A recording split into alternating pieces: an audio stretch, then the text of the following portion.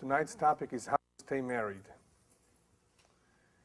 For those of you who joined us recently, we began a mini-series about zugiyut, about soulmates, about relationships. We started off with a series of 70 most difficult questions in Judaism, and one of them is, what is the neshama? What is the soul? The various components of the soul. We went on to explain the strength of the soul, his ability to exercise free will, as opposed to predestination, one's mazal. And we spoke a little bit about the mazalot, the various signs as well. Tonight's topic, how to stay married, follows the other topics that we've covered relating to the soulmate. What is a soulmate? How to identify one's soulmate? Why there's so many singles? Some advice for those who are still single on how to accelerate the process and how to find their soulmate. And tonight is more geared towards those who are married. Nevertheless, it is good advice even for those who are not married yet. The earlier you know this information, the more helpful it will be. It is best to know this in advance than to finding it out the hard way. The reason I called the topic how to stay married is because it's very easy, relatively easier to get married. You find somebody, you take a chance. It works out, great. It doesn't work out, you have a choice. It's trickier to stay married. In other words, it requires knowing certain things. And I very, very much believe that in the majority of cases, not in all, the majority of cases, if people do the right things, they will be able to stay married. What I'm going to do differently this time, besides giving you just general advice and ideas about what marriage is and the importance of staying together, is towards the end, I'm going to give you some astrological advice. Just briefly, 5-10 minutes of what to do if you're stuck with a difficult mate. Depending on their element, their sign, what is the best advice in dealing with him or her in resolving the situation, the problem. So let's start. When I got married, I didn't know everything. I was not told, I was not taught what to do, what not to do. I learned it on my own, and I'm still learning after 23 years. What I did know is that I wanted to succeed. Marriage to me meant something that I take seriously, something that I wanted to last, something that I would like it to succeed. After all, hopefully, this will be an individual who you will be able to share your thoughts with, your feelings. You'll be able to work together with on solving problems, on raising children, and accomplishing a great deal. It doesn't always work out like that. In other words, even though we have certain expectations and we hope, we don't necessarily get 100% of what we want. But if you get 90%, you should be happy. So I want to prepare you for that you're not necessarily going to get 100% of what your dreams were. Not in the individual themselves that you were looking for, the type of individual, and also not in the results of the combination of the two. Because when you combine two people together, it produces certain things. Certain results come out of this combination. And those results may be not exactly what you've expected. But as long as the two are willing to work on their problems, they have common goals, common ideas, and they have the desire to succeed, then they have the basic ingredients for a potentially good marriage. So the first step in succeeding in a marriage is to know what the mission is. What is the purpose of the marriage? Why am I getting married? The Torah tells us, the Torah reveals to us that lo tov heyot ha'adam levado.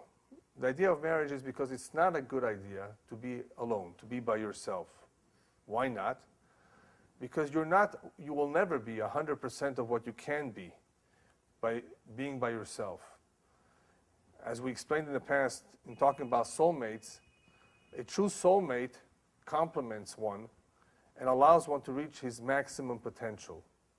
If you are married to the real soulmate, not only hopefully will you have a good marriage, an easy relationship, but it will also allow you to reach your potential. And that potential is different in every human being, depending on what your mission in life is. she or he will be an ezer kenegdo. One will be an ezer. An ezer means a true help. When it's not a help, sometimes it works just the opposite. It opposes you. And when it opposes you, whether it is in your job, in your ideas, in what you want to accomplish, then you have a big war ahead of you. And a lot of people give up very quickly if they see a war coming. Sometimes this war can be resolved peacefully. Many battles have been resolved. And what is required for that, even though I'm going to reserve it for the end, I'll let you know now, is sometimes it requires some compromise. So you don't have continuous wars. But that is sometimes, unfortunately, the situation that one sees early on in his marriage, that he's headed towards a difficult challenge. And what do you do now? So, B'ezrat Hashem, hopefully we'll try to cover a little bit of what can be done. I've covered a lot of it already in another series called Interpersonal Relationships. And for those who want to have a lot more information as to what can be done, how to deal with a situation that is about to collapse, divorce is coming, can we still save the marriage? There's a lot of information on tape that you're welcome to hear for those who are interested. Interpersonal relationships. So the Torah says, Lo tov hiyot ha'adam levado. That means that one should get married. It's a mitzvah. It's a good thing to get married, not only to have children, not only so she can cook for you. That is not the purpose of marriage. It's just a byproduct. It just happens to be that he or she will help you with everyday life. But the idea behind the help, as the Rabbi tells in the Gemara, is because Kol ha-sharui belo isha, whoever is without a wife, sharui belo choma, belo bracha, belo shalom. Without a woman, without a wife, and it works the other way around too, without a husband, one has no wall, a wall of protection against sin. That's called choma. Belo bracha, without blessing, because the wife brings blessing into the home. Even though you earn a living and you have parnasah and you're wealthy on your own, the baracha comes from one's wife. That is what the rabbis tell us. One has to be careful on how he treats his wife, because he may be ruining his parnasah. The source of the blessing is due to the wife. So one's mazal will strengthen when he gets married, automatically. Therefore, he should not despair and not think negatively that, how can I support her? I don't have a parnasah. As long as you're physically able to work and you want to work and you don't want to rely on welfare, right? Then hopefully your wife, your spouse, will bring in the mazal. The mazal will strengthen. You don't have to have any fears about things working out as far as parnasah is concerned, livelihood. The beracha comes with the marriage. The beracha comes with the children. Every child, as soon as they're born, their mazal, their support is born with them. You don't have to worry, how am I going to feed an extra mouth? And unfortunately, and very tragically, many parents who did not have this strength in their emunah and bitachon aborted the child because they were afraid that that was somehow going to make it difficult. Those who were somewhat better than them, what did they do instead of aborting? They gave up the child to an adopting service. And it's hard to imagine how a woman or man can give up a child, but people have done all sorts of things. It's a lack of emunah and bitachon. And it's shalom. The third element of having a spouse is that it gives you shalom. Shalom means peace of mind. You're calm, you're not running around, you have more structure in your life. Yeshuv Hadat, exactly. Hopefully you'll be calmer. You have a sense of belonging. That is what you're supposed to have when you get married, that you belong to him, you belong to her, you're one unit, and that gives you a certain tranquility, a certain peace of mind. So in a true zivug, assuming that one has found his true soulmate, the two will complement each other.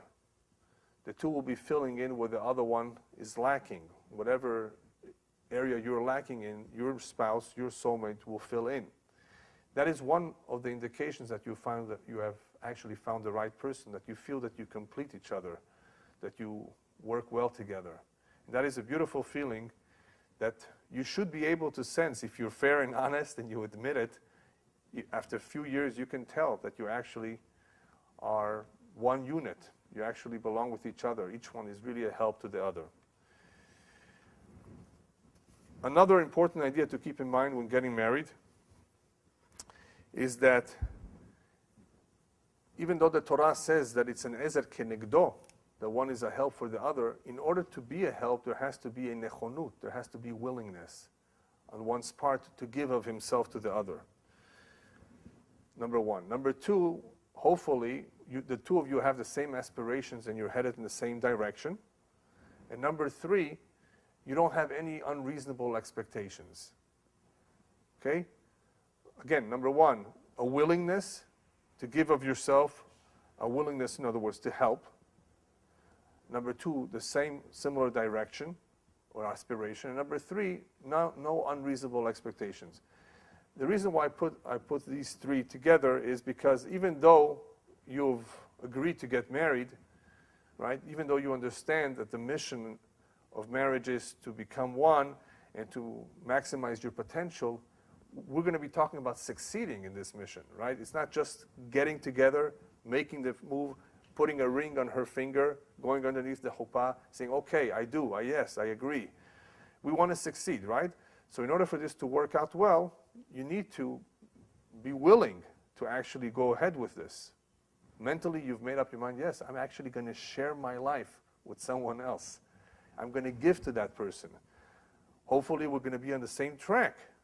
And I'm not going to have any unreasonable expectations. All of this is very, very important. Now, in order for there to be willingness, for me to actually want to share my life with somebody else, I need to remember at all times, that what marriage is really all about is about giving. The human being comes into this world, he's a taker, he's a receiver. He needs to be trained, to be taught, to get used to the idea of giving to others. And marriage is a vehicle that allows us to do that. In Hebrew, ahava, love is called ahava because it's from the root hav, to give to the other. Not to want something from myself, like most people interpret love. I love it because I want it, because I want to have it. In Judaism, love means to want to give something to somebody else. I love them so much, I want to give to them. I want to love them, not love myself. So the nesu'im, the marriage relationship, is a maftech, is a key for accomplishing this act of giving. So in order for there to be that willingness to share my life with someone else, I need to keep this in mind, that marriage is about giving. That is what needs to be accomplished.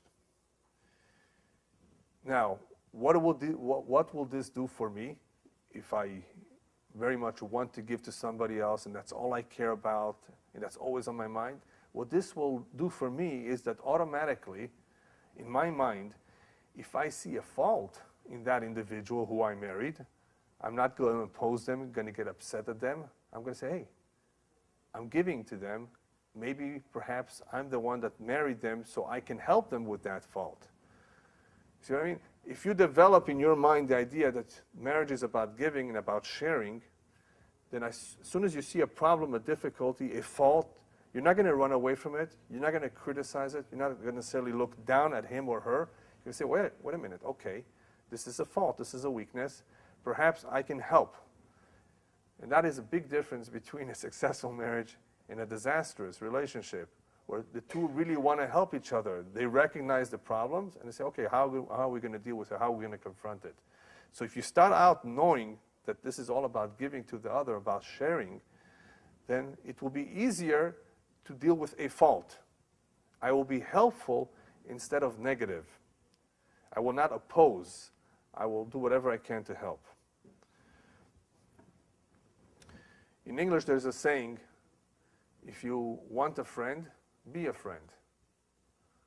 You want somebody to be your friend, then you have to be a friend to them. You have to show you care about them. That is how friendships are formed. Even though in marriage we may want to give, we also want to receive in return. So it's not fair for me to just say it's all about giving. We all want to be loved too. Right? We want to receive. It's not fair to just say it's only about giving. So that's why I said that keep in mind the saying, if you want a friend, be a friend. If you want it to work out that you will receive, then you have to think also about being a friend. You can't think about just receiving.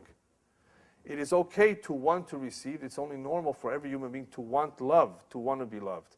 But if you want it, don't think just about that. Be a friend, show that you're kind, and hopefully the other one will reciprocate. That's the same idea in friendships, it's the same idea in marriages, in any relationship. You want a friend and you have to be a friend. It doesn't always mean that that's what's going to happen. The other person could be very stubborn, very uncooperative. You could have problems, but your only chances of it working out is that you demonstrate that you are sincere, that this is what you want for yourself. Well, what you want for yourself, give it to the other. As the rabbis tell us on the words, "Ve'afta l'recha kamocha," you should love your friend as yourself. Whatever you don't want done to yourself, don't do it to the other individual. You don't want people to hurt you, then don't hurt them. The same is true the other way around. You can interpret it the other way. Whatever you want to be done to you, do unto others. So in this way, hopefully, it will be reciprocated. That is the way it works. Be a good person, be a kind person, and even though I've heard it many times from many couples, I'm the one that's doing everything, I'm the one that's kind, I'm the one that's giving and helping, and the other one is not doing anything. If you were to stop doing that, then for sure it would end up in a disaster. Continue to be good, kind, positive, and giving, because that is the only chance that the other one will answer in kind. If you don't do it at all, if you stop it, then the chances are almost zero. The other person has to learn, obviously, to reciprocate. They may have a problem. They were not taught. They don't understand the language on how you're communicating your love and your caring. Could be there's a misunderstanding. So don't stop doing it altogether. No, perhaps if I stop, he's going to learn it. He's going to learn his lesson. I've been so nice to him for the past 5 years. I always buy him or her. I've heard it from men and women. I always buy them or buy her a birthday gift, and she never buys me. Or I always buy him, he never buys me. I'm not going to do it this year. You think that's going to help? You think you're going to teach? That's the way you teach a lesson? That just spoils it. You've just gone down one rung in the ladder. Instead of building the relationship, you've just weakened it. You have to be very careful from these creative ideas of how we're going to teach him a lesson. He or she may not know to do the right thing. So be careful with these teaching him or her a lesson. We talked about the act of giving. So the act of giving is central to marriage. That is what marriage is all about. We have to have it in us. But what do we give? What's the most important thing you can give the other one? It's not a kiss. It's not a hug, even though those are very important too. You know what's the most important thing you can give your spouse? Respect. Respect. I think everybody will agree with this. Over the years, some people, depending on their sign, don't care about the hugs. Don't bother me now with a hug. I'm not in the mood. And if you kiss them, they do this. Yeah, some people. Some, not all. Some people welcome it. Some people say, give me on both cheeks. Right, there's all kinds. But that's not important because some people know how to kiss and hug very well, but they're terrible in some other way. Is it helpful? So the intimacy is very important in a relationship. Intimacy is very, very important. But respect is more important than everything else. You have to show that you respect the other one. You don't look down at them. And yelling and criticizing is a form of disrespect. And that is what little by little destroys or weakens a relationship inadvertently sometimes. That was not your intention, but it happens over time. You just get tired of each other. All you hear from each other are yelling and criticism. These are not the building blocks of a relationship. This will not make it succeed. This will weaken it. Respect. Respect the other one even though they're different than you, even though they don't agree with you, even though they did not prepare the dinner you wanted, not your favorite dish, even though they invited somebody that you weren't in the mood to have them over, even though they forgot about your anniversary, whatever it is, even though they promised and they didn't keep a word. Okay? Be careful. Don't disrespect them because of that. Find out, investigate, talk, and perhaps you can see what the problem really is. Perhaps they didn't mean it the way you thought they did. Let's say you have a good relationship. Everything is going well. Does that mean you have to do nothing? Some people get along very well together. They love each other, they respect each other. Everything is fine. Even if everything is going well and smooth, you still have to invest in a relationship. Just like in a garden. You have a beautiful garden, you spend thousands of dollars. Sometimes things go wrong. In a good relationship, in a beautiful garden, you know what can go wrong in a beautiful garden?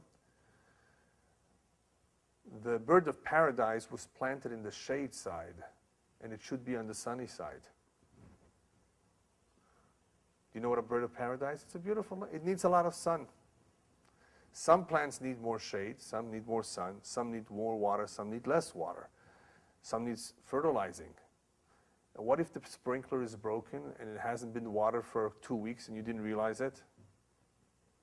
You're going to blame your gardener? Blame yourself. You want to enjoy your garden, you invested in it, you take care of it. And if something is wrong, you go figure out what's wrong and fix it. Move things around if you have to. So even if there's a successful relationship, even if everything was going well, you still have to invest, you still have to take care of it. You still have to make sure everything is just right.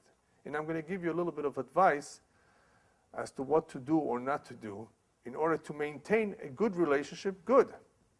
Because even good relationships can, chas v'shalom, God forbid, go sour. And that is the most tragic of all. When people are not for each other, they end up divorcing, and we accept it, that there was no way for them to work it out, to reconcile their differences. That happens. That is why there's something called a divorce for those situations. But it should be the last resort. But there are sometimes good relationships that are ruined because the man was an alcoholic, a drug addict, a womanizer, or she was lazy, spent more time with her parents than with him and with the kids, does not take care of the children. You can have good chemistry between the husband and wife, but after a while the husband says, this is not what I wanted for me or for my children, or she says, this is not what I wanted. And if it's many years down the road, it may be very difficult to repair. It's still possible, but it's difficult. So you want to make sure that if something has good potential, that you keep it that way, that it doesn't go sour, chas v'shalom. So what do? How do you go about making sure that everything is right? Well, first of all, it's a good idea to have a rabbi, a selech harav. A selech harav means you should always have somebody to turn to consult with in case you have a question. The husband might say, this is the halacha, and the woman might say, no, this is the halacha. This is what I was taught at home. This is what I saw my parents. No, this is what I saw. What do? There is a story like that. Does everybody here know what a kugel is? Okay. It's an Ashkenaz dish. The husband grew up in Poland, and the woman grew up in Hungary. And he was used to a peppery kugel. And she was used to a sweeter kugel. And he insisted on having his kind of kugel. And she insisted on having her kind of kugel. That is one version of the story. The other version is that he insisted on having the kugel at the end of the meal, and she at the beginning of the meal. Anyway, they couldn't get along. Each one wanted to have a different kind of kugel or to have it at a different time of the meal. So what do? And they were both stubborn about it. They wouldn't give in. They went to the rabbi, and the rabbi said, from now on, lady, you're going to make 2 kugels. The regular one that your husband likes, and then you're going to have a shalom bayit kugel. The second kugel will be called the shalom bayit kugel, the kugel of peace and harmony. So from now on, every Shabbat, they had 2 kugels. One that the husband liked at the time that he wanted, and one that the wife wanted at the time that she wanted. You see? They took care of the problem. 2 kugels.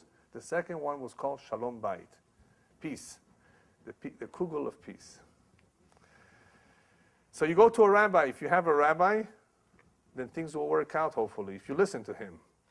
Sometimes people, when they're inside, they have problems. They can't see how to get out of their trouble. So you need an outsider who's not biased, who can be more objective and help you.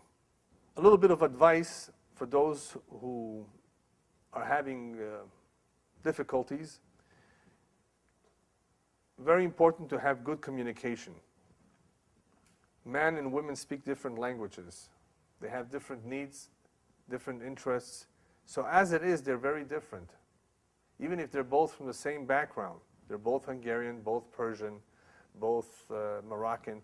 The fact that one is a man and one is a woman is already a difference, a big difference. So communication is extremely important. You sit down and you talk.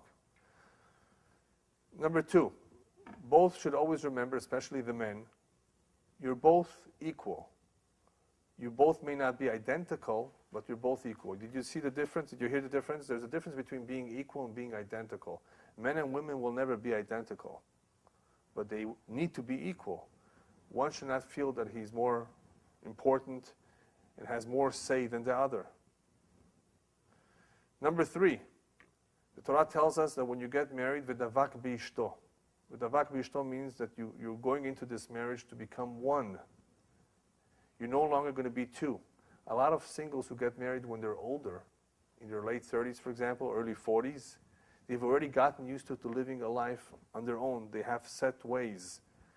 And now they have to change to accommodate the other person. Is very hard for them. Getting married earlier on in life is definitely easier, right? Because you grow together. So the Torah tells us you can still do it. As long as you remember that the idea is, the goal is, v'davak b'ishto, become one. You're going to become one unit. You're going to care about each other more than anybody else in the world. But in order to accomplish that, you know what's necessary? Ve'azav et aviv et imo. You have to let go of your parents' home. And that is very difficult for some people, for some cultures, to let go of the father and mother, to not visit them 2 times every day, as they're used to not talk to them on the phone every single day. Yes, that's what's necessary. I'm sorry to tell you, but that is exactly what's necessary. It does not mean for you to be disrespectful of them. One has to be respectful of his parents every day of his life and of their life. But when it comes to marriage, you are beginning a new home. That home takes priority over everything else in the world. And the relationship between a husband and wife is even more important than the children, than one's own children. Some women forget about that. They're so crazy about their children that they forget and ignore about their husbands, the husband's needs. The husband and wife are number 1. The children are number 2, and the parents or in-laws are number 3. And friends are number 4. And neighbors, number 5. Whatever. Anyway, parents are out of the picture. And many times, they are the ones that spoil the relationship. And if it is the parents that were spoiling the relationship, move to a different city. And if that's what's necessary and one of them is not ready to do it, then you know that this has no hope. Because sometimes the parents of one or the 2 of them will actually spoil the relationship. One has to be prepared and make a decision. Yes, this means so much to me, this marriage to this person, that everything else is secondary. We don't mean secondary that it's less important, that it's not as... It's just not the same priority. Life is all about priorities. You can't show the same love or same attention to 2 people at the same time. It's impossible. There's a conflict. So therefore you have to make a decision. Which one is more important? Which one is a priority? Parents are very important, but they're not on the same level of priority as husband and wife relationship. That's just a fact. And for those who don't believe it or have a hard time with it, that's why the Torah records it. The Torah records it. Ve'azav v'taviv v'timo, you will let go of your parents' home. V'davak b'ishto, and you will become attached, glued to your spouse, if possible, as much as possible. Become one. Another piece of advice, when you talk to each other, v'daber benachat, don't shout, don't raise your voice. It doesn't help. It just, after a while, it brings in a lot of bitterness to the relationship when people raise their voice. Try to limit raising your voice. If they can't hear you from from the living room, from the bedroom, wherever you are, then go to the next room and talk. Don't yell. It doesn't sit well. And eventually, if this happens a lot over and over again, it creates bitterness in the relationship. So speak calmly. And sometimes it's better not to say anything, to keep quiet, keep your mouth shut. That's sometimes the best solution for a situation when somebody's very upset. And if you say the wrong word, it makes it even worse.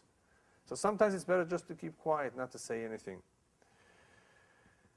Another problem that occurs from time to time is that we want the other person to understand exactly what our intentions are. With the blink of an eye, they should be able to figure us out. There are very few people in this world that can know exactly what their spouse wants with the blink of an eye. Just by looking at them, there's a telepathy between them that even before they say anything, the other one exactly knows what the other one feels or wants or needs. Most people don't have that. Some people do. That's called telepathy. And those couples who are able to communicate telepathically are very fortunate. Stay away from telepathy. Yeah. Some have it and some don't. So therefore, if they don't have it, you need to express yourself better. You need to communicate better and not expect them to figure it out. What, didn't you know this on your own? Don't you know me by now? Oh, we've only been married 35 years. I'll give you an example, right? No, not necessarily. Some people don't know each other even after 35 years because they never bothered to learn. Learning doesn't happen automatically. You have to want to learn. You have to actually sit down and analyze, talk to experts, and say, well, how do I deal with this? What does it mean when she frowns? Does she mean she's upset? Does she mean she disagrees? What does it mean when he yells? Does that mean that he wants to be respected? I mean, what do all these things mean? We should not assume we understand. And when somebody doesn't say anything, keeps his mouth shut, we shouldn't assume that we understand what he wants or what he does not want. Communicate. Don't allow them to figure it out. And if you do that, if you talk, you can avoid a lot of misunderstandings. If you actually talk it over, you'll be able to see that what you thought was wrong.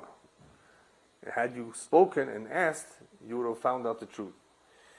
One of the most important midot, perhaps we can call this one the most important characteristic of all in any relationship, marriage or friendship, is what the rabbis emphasize, ladun lechav zechut.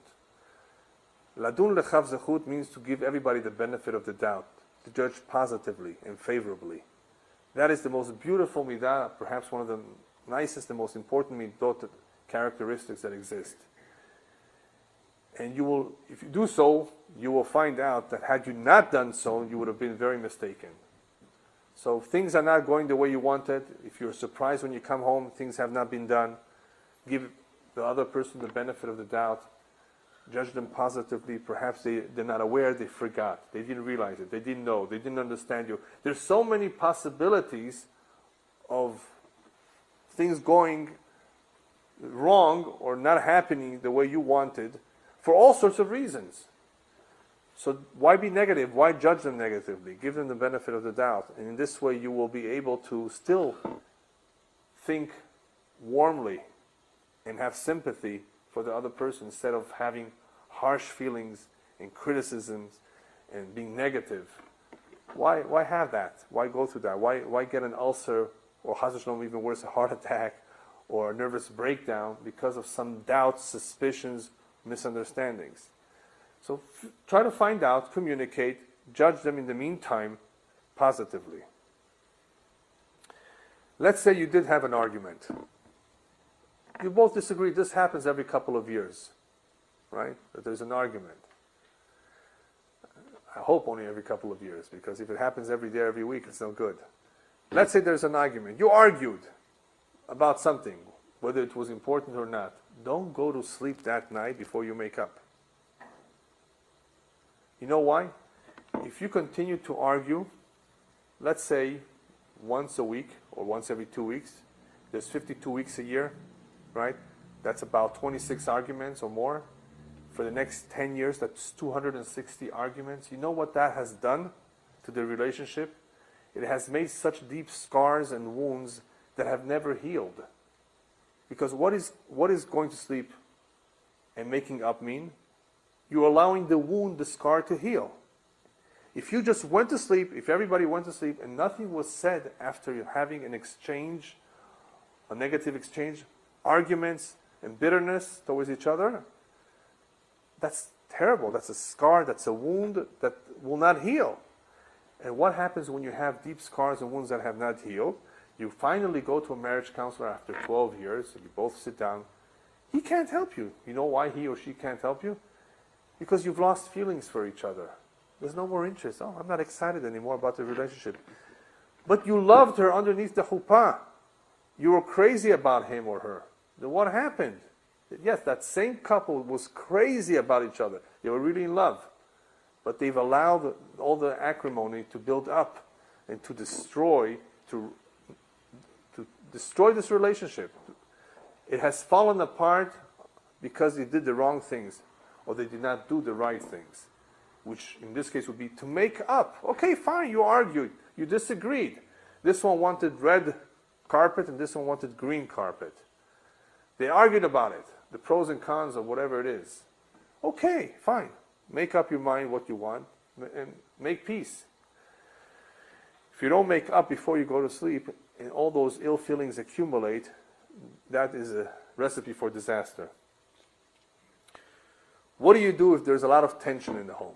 This happens a lot of times, Yom Shishi, Erev Shabbat. Tension builds up. Everybody's in a hurry to take a shower. Everybody runs to take a shower at the same time. Last minute cooking, last minute whatever. There's a lot of tension. What do you do when there's tension in the home? The girl's upset, the mother's upset, the father's upset. Everybody's upset. This happens once in a while. They all chose to be upset at the same time. Tension, we call it tension. What do you do? Everybody's tense. This happens quite a bit, and one has to react in a very normal way, in a calm way. But what strategy do you use? One way that I found that it works is to change subjects. If it is a particular topic that's making everybody upset, everybody is arguing or bickering about something that they're not all in agreement about, that they're upset about, just change subjects. Oh, by the way, where did you get that sweater? It usually helps. After a while, in my home, they figured it out already. Why are you changing subjects? I still do it, and at the end, I succeed. I've at least succeeded in bringing down the tension level, moving away from that subject that has been making everybody so upset. You got to use it. That, there was this kind of a strategy. Another one that I use very successfully, I go over to the one who's the most tense and I tickle them. Yeah, force them to laugh. It works. It immediately brings down the tension. What do you do? You see, I even got you to laugh.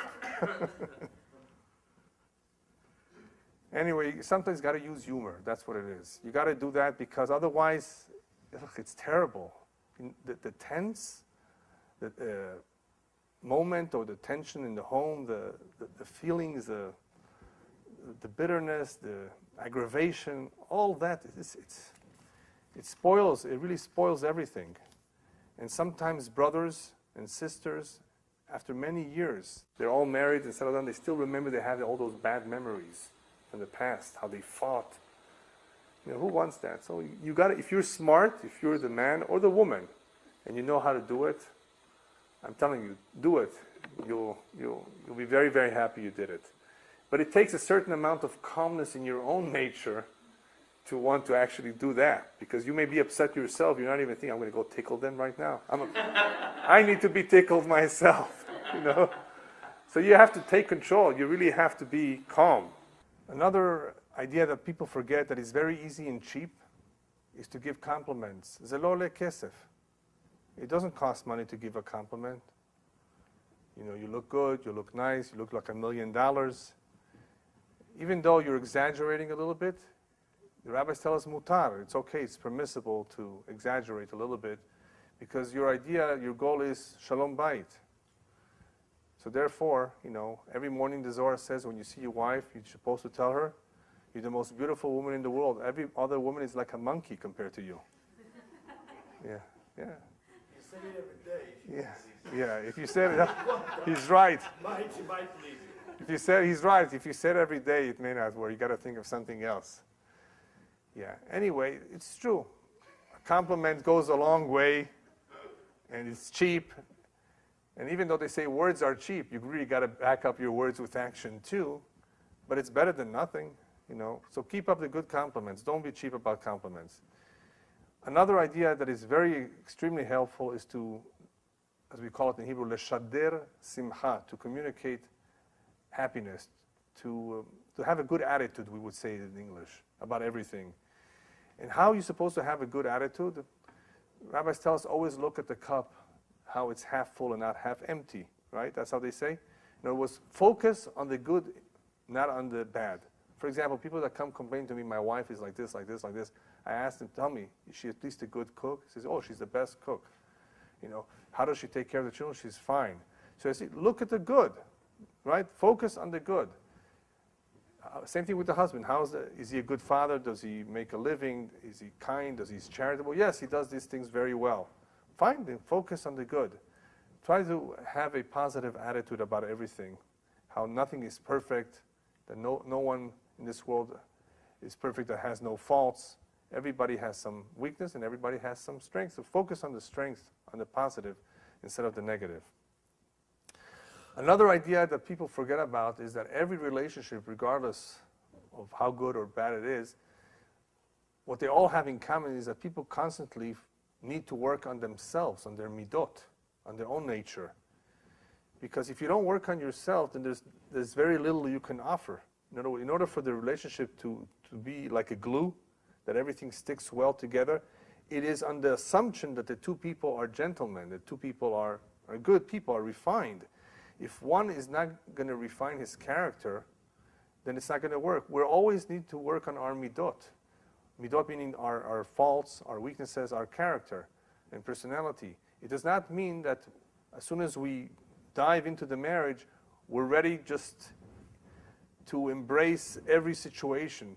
We may react very poorly in some situations if our midot are not right. So when one learns musar regularly, he attends classes, he becomes more educated, he refines his character because he wants to succeed in life. He wants to be a true observant Jew in every way possible.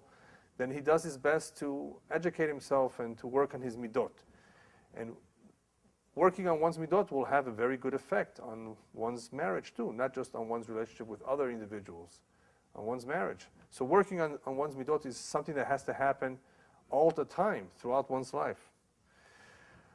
One of my favorite suggestions for those who nevertheless tried everything and are having a hard time. People have hard time for different reasons. Some children are difficult. Sometimes one of the spouse has very tense because of their job. So I'm not going to blame any particular situation, but let's take an example of a situation where the two are really for each other. They know it, but they simply are having a hard time because of some problem. Go away together.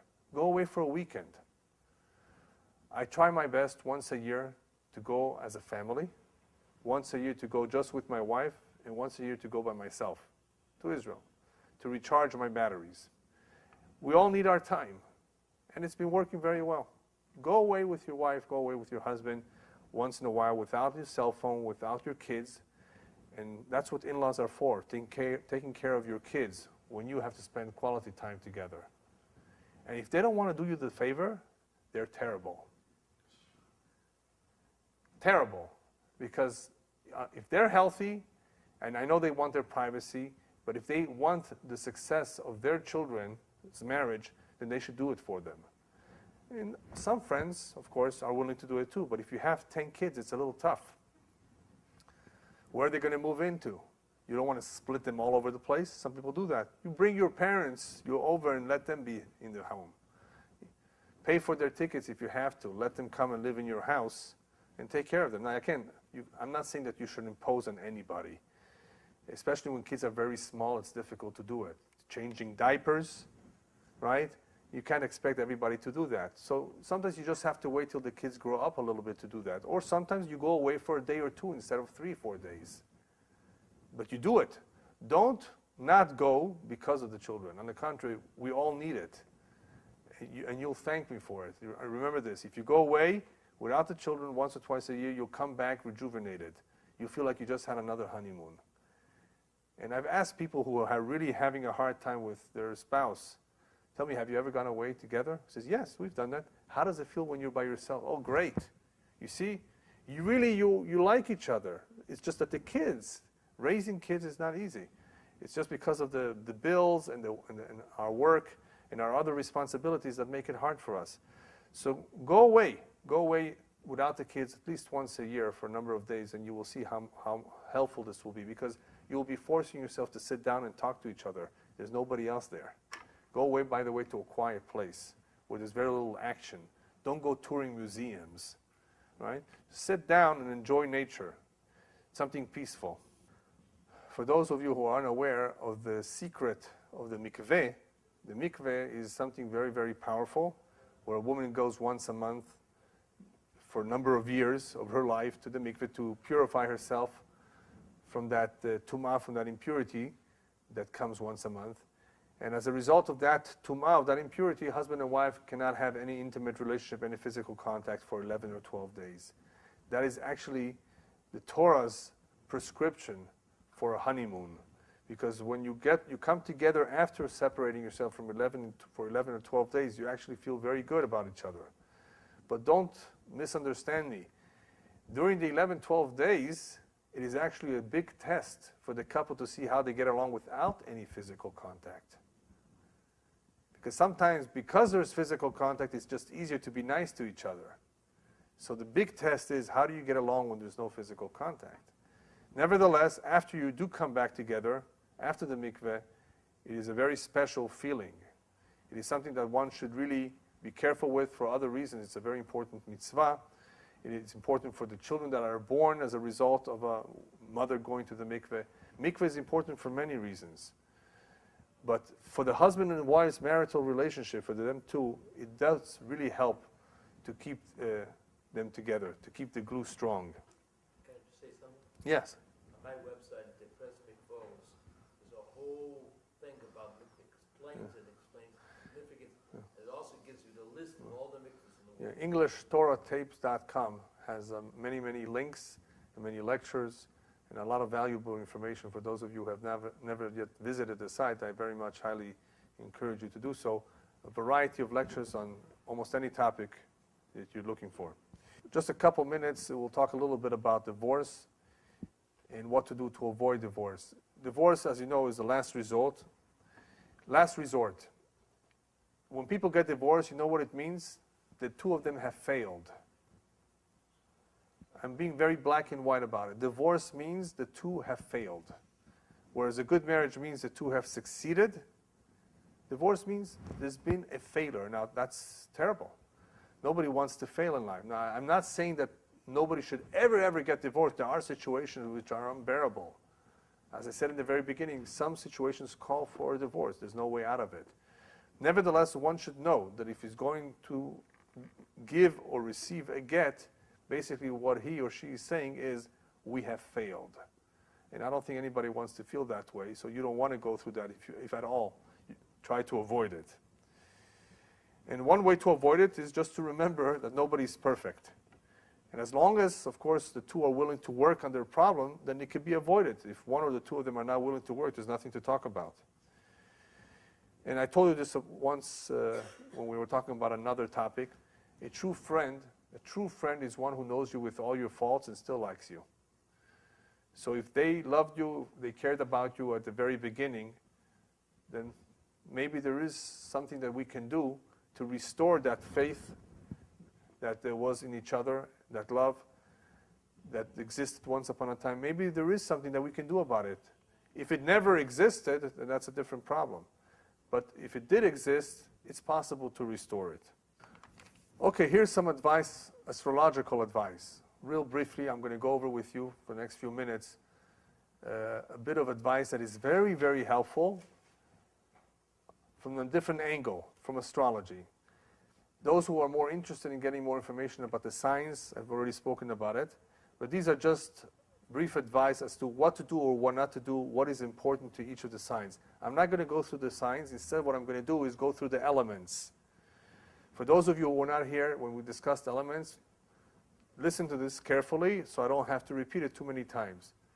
There are 4 elements: earth, water, air, and fire. There are 12 signs, so there are 3 signs in every element. Okay?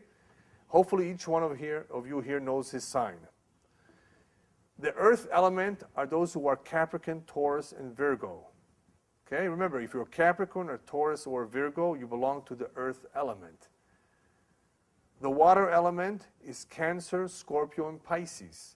So if you're Cancer, Scorpio, or Pisces, you are water. Okay? The air element is Libra, Aquarius, Gemini. Okay? So if you are a Libra, an Aquarius, or Gemini, that means you are an air element. Fire element is Aries, Leo, Sagittarius. Okay? So if you're an Aries, Leo, or Sagittarius, you belong to the fire element. Okay? We're ready? Now, what's the use of knowing the elements? The more you know yourself, the more you know the other person, the better you will be prepared, hopefully, to deal with their problems, with whatever situation they have. As long as you're willing to do the right thing. I'm assuming that we all want to do the right thing. So this will help you. Knowing yourself, knowing the other person, the willingness to do the right thing, then we'll be okay. Even though all 12 signs are slightly different, even though the 3 in every element are similar, they're still different, I'm going to break it down by element. All those who belong to the earthy element are much more stern, strict. Changes are difficult for them. They're more reserved, they're more quiet, they're more economical, and more stubborn. Just briefly, keep in mind that anybody that has this element, now when we talk about an element, we're talking about the dominant element, because everybody may have several elements in his nature. We're talking about the dominant element. If the dominant element is earth, this is what all the earthy elements will have in common. Now, what did I just say? I just said that they're a little bit more stubborn. Changes are difficult for them. I only mentioned a few ideas because we're talking about the areas that are going to be difficult to deal with. So if you say to yourself, why are they giving me such a hard time? Why isn't she ready to make this change? I want to move. They don't move. They like it the way things they are. They don't want to change so easily. They don't want to give something up so easily. You see what I mean? That's the earthy element. The water element is more emotional, more sentimental, more moody, more suspicious, more secretive. Just a few ideas of what the water element is. So expect somebody who's water, very watery, that if you marry them, there's going to be changes in the moods. Very sensitive. That means if you insult them, it's the end of the world. Much more than it's somebody who's not so watery. Okay? So just be aware of that. Fire. Anybody who's the fire element is going to be much more passionate about whatever he believes in. Very active, very impulsive, and very untactful. He'll tell you in your face what he thinks about you. That's the way they are. They're very open, clear. They're not shy. Okay? Anybody who has fire is much more open about what he feels and what he thinks, more aggressive, more assertive, more excited about it. And that's just a fact. Those who are more air are more communicative. They like to talk, they like to communicate, they like to teach. They're more social, they're more friendly, they're more intellectual. They're more changeable too, they're more adaptable, they're more flexible. That's basically the air element, okay? Now, let's break it down to 2. Earth and water, who get along very well, what they need is stability and security. Okay? I'm just trying to break it down. Earth and water, who get along well, what's common between them is they need stability and security. Fire and air need to be independent, and they love their freedom. So if you have a husband, a wife who's very fire, just remember, they will very much value their freedom. Their freedom, their independence. They won't want to stay at home with me. No, I want to go out, right? Just keep that in mind. Anybody that has a preponderance of fire and air in them are going to value and want their freedom and won't want to be told, stay home. They won't want it to be limited. What's important to each one of these? What's important to the fire is to know that you appreciate him and that you are a partner in all his aspirations. That you go, in other words, you're in full agreement with what he believes in. Again, fire, what's important to him, that he is appreciated and that you agree with him. You go along with him. Earth, what's important to earth? Comfort, constancy, and trust. If you break the trust of an earth sign, if you've just lost the trust, it's gone forever. Very difficult to make up. If you hurt somebody who is of the earthy sign, that's the end of the relationship. Very difficult to bring back. You go to a marriage counselor, you go to rabbis. If they did something wrong to you, something terrible, that's it. There's no possibility. It's very difficult to bring back that trust. It's gone forever. And it has a little bit to do with their need for security, stability, and trust. If it's lacking for them, there's nothing worth pursuing in that relationship. What's important to air is that you're both on the same wavelength, good communication, and intellectual stimulation. That is what's important to the air signs. Water needs emotional support, understanding, and warmth. These are just a few ideas of what each one of these elements needs. How do we make them feel good, each one of the four? The fire element needs encouragement and needs to be stimulated. Anybody who has fire, what they need more than anything else is encouragement. Earth, what they need the most is a good hug, physical support. Money is also very helpful. They need security. So earth is looking for that security, whether it's physical, that you hold on to them, that you show that you care about them, and financial security. What the air needs is to talk to them. They want to be talked to. They want to communicate. That's more important than anything else. And the water, you need to use your emotions and your feelings to communicate with them. They want to see that you care. They want to feel it, not just see it. How do we resolve problems using the elements? With the fire element, the way to resolve the problem with him is to put everything on the table, to be very open with him. Don't assume anything with fire. You have to tell him straight in his face, this is what I'm unhappy about. This is what's the problem. This is what's wrong. If you're not clear, you're not going to get anywhere. So with fire, resolving a problem with them, put everything on the table and be very clear. With earth, if there is a problem, one way to resolve problems with earth is each one has to recognize what their role is. Each one has to learn to share. Each one has to learn to give up a little bit and not to resist to make a change.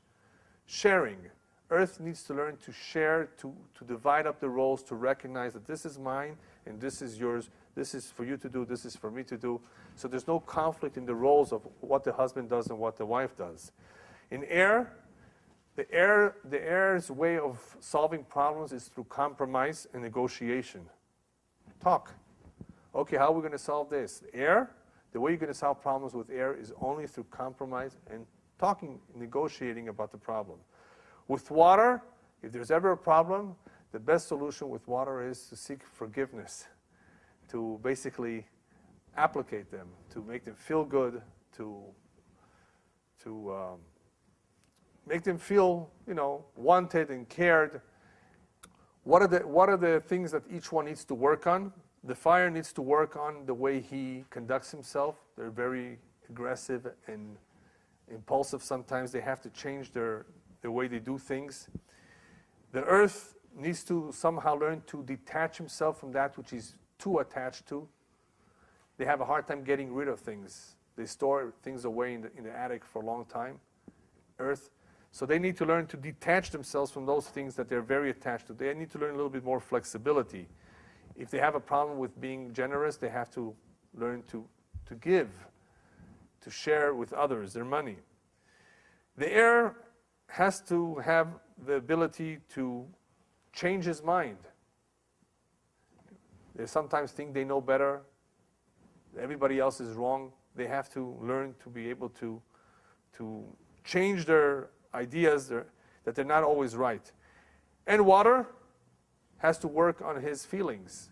Sometimes his feelings mislead him. Sometimes his feelings are telling him one thing and it's not so. Because of his feelings, he does not progress. He does not move on in life. He gets stuck in his depression, in his mood, in his thinking, and it's all because of his wrong feelings. So he has to work on his feelings. And last but not least, some advice for those who are married to a fire sign. If you're married to a fire sign, they can be very hot-headed, get angry very often. Just let them calm down, because they calm down after 5 minutes. They've become very upset, but they'll calm down. So there's no use of arguing with them. With the air, since they think they're right, tell them, yes, you're right. That's the best way. Why argue with them if they always think they may be right? The air element is very communicative, very intellectual, very brainy. And sometimes it's just better to avoid an argument with them. You know what? You're right. Okay, you're right. Fine. Let's go on to something else. Why argue with them? With the earth, they're very stubborn. Because they're very stubborn, one way to deal with an earth element is tell them, if you really love me, you'll do this for me. Now you've found a soft spot in them. So with the stubbornness, with the earth element stubbornness, that's the only way you can achieve it. If they really care about you, they'll do it for you. Nothing can take away the stubbornness unless it's love. See, they really care for you, they really want you, they really care. That's their soft spot. Otherwise, you won't convince them, you won't move them. And with water, the one who's so sensitive, what do you do with him? You shower him with affection. You shower him with love and with sympathy. That's the only way that you can calm him down. That's the only way you can help them. There's nothing else you can do. What, are you going to yell at them? You're going to close the door on them? You're going to run away? You haven't solved the problem. You just run away from the problem. That's what a lot of people end up doing. They run away from the problem instead of dealing with it. I shared with you just a couple ideas that really help, only because the elements act in a certain way. Each one really acts in a certain way, and it has nothing to do with being evil or being against you. Sometimes it's just people are being themselves. And we have to understand that people are just what they are, and if we would recognize this and we would be prepared to deal with it, we would be more successful, not only in solving problems, but hopefully in avoiding problems. Just like to end with a very important note that many people are unaware that even if you have all the money in the world, and you have 26 children, and you have a lot of real estate, and you have a good reputation and a good name, a successful businessman, but you have a poor marriage, then you have nothing. Even if you don't have too many children, you don't have too much money, you don't even own your own home, but you have a good marriage, then you have everything. A good marriage is the most important investment you'll ever make. And if you succeed on finding your soulmate and preserving your relationship with them, then you've succeeded in the most important mission of all life, is to become one with your spouse. And that is what Hashem wants. Hashem wants to be a partner in such a home where the two care for each other. Because if a husband and wife care for each other, you know what this means? That we have just planted the seed that Bezat Hashem eventually will flower and will affect more people and more families and more Jews and more people will care for each other, want to help each other, and Mashiach will come. Instead of having all this hatred, this sinat hinam, this baseless hatred, all this mahloket, all these arguments, all this separation, right? This is actually a reflection of what's going on in people's own home, is what's happening in the outside. If outside there's so much sinah, maybe in one's home there's sinah too. The way to begin is in one's home, on one's Shabbat table, to care about each other, to be respectful of each other, to want to help each other. This is how we plant the seeds. This is how we begin to form a good relationship. It is within the means of every human being to be what we call in Yiddish a mensch. You know what a mensch is? A decent human being. And therefore, even if you're stuck with somebody you don't like so much, somebody that is very different from you, but if the two of you are a mensch, good people, then you will be able to tolerate each other. You will be able to deal with the problems. You'll be able to ignore or overlook certain faults. It takes a lot of courage, a lot of strength, but more than anything else, it takes recognizing what the purpose of life is, what the purpose of this mission is. Money isn't everything, right? Life is too short to argue about all the silly things that people argue about. Then why not make the best of it? And that is what I want to wish all of you, whether you're single or married, make the best of whatever you have. And B'ezrat Hashem, you will succeed.